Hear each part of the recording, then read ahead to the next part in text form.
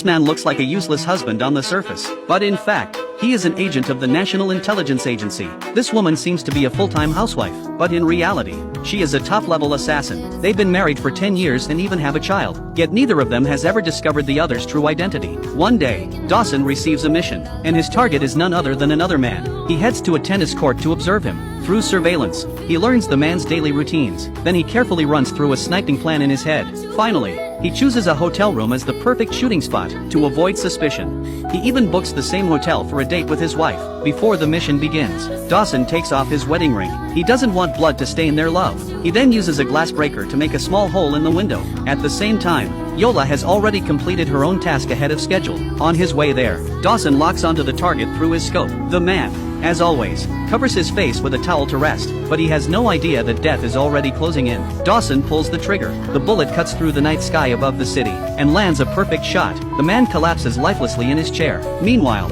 Yola arrives at the hotel, but to her surprise, she spots Dawson's boss, Manager Wu.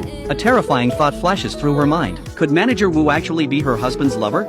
She rushes to follow him, but the elevator doors close before she can get in. At the same time, Dawson is upstairs preparing a romantic date. He sprinkles rose petals all over the room. Suddenly, the doorbell rings, and standing there is Manager Wu. It turns out there's an urgent assignment from the organization. The target will be leaving the country in 3 days. The mission must be carried out immediately. Just then, Yola walks in. She sees Dawson and Manager Wu together in the room. She freezes, her eyes filling with tears. Dawson quickly tries to explain, but Yola refuses to listen. Her mind goes completely blank.